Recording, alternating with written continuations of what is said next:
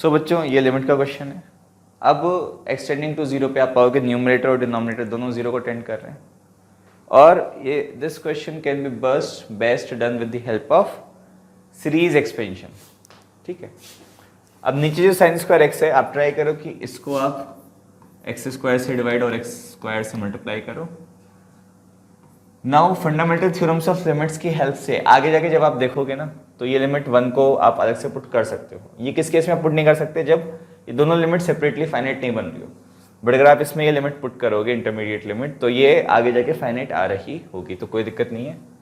तो बीटा की वैल्यू आ जाएगी limit x tending to zero e की पावर एक्स क्यूब का expansion up to x cube से आपको मतलब है, बिकॉज डिनोमिनेटर में एक तरह से एक्स की इफेक्टिव पावर कितनी हो गई 3, 2 यहाँ से एक यहाँ से एक्स की इफेक्टिव पावर 3 है, तो न्यूमरेटर में हम एक्स क्यूब तक के एक्सपेंशन को रखेंगे, बाकी सबको डिस्कार्ड कर देंगे। तो ये हो जाएगा 1 plus x cube plus higher order terms जिससे मुझे कोई मतलब नहीं है, माइनस इसका भी binomial expansion 1 minus 1/3 x cube plus higher order terms जिससे मुझे मतलब नहीं है, प्लस ये है 1 minus half x square plus half higher order terms -1।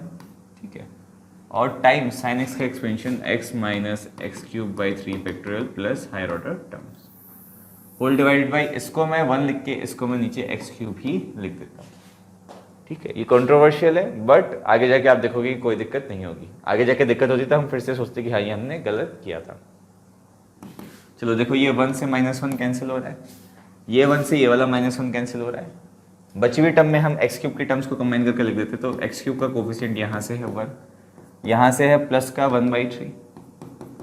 ठीक है, यहाँ से कितना है, x को -x² 2 से मल्टीप्लाई करोगे तो -1/2 आ जाएगा, और इससे मल्टीप्लाई करोगे तो हायर पावर आ जाएगी जो कि मेरे काम की नहीं है, तो मेरा इतना ही काम का upon x cube limit x tending to 0। तो ये वैल्यू कितनी आ गई 6 प्लस 2 -3 यानी कि 5/6, और ये बीटा की वैल्यू आई तो आपको 6 बीटा निकालना है, तो 6 बीटा की वैल्यू कितनी आ जाएगी 5।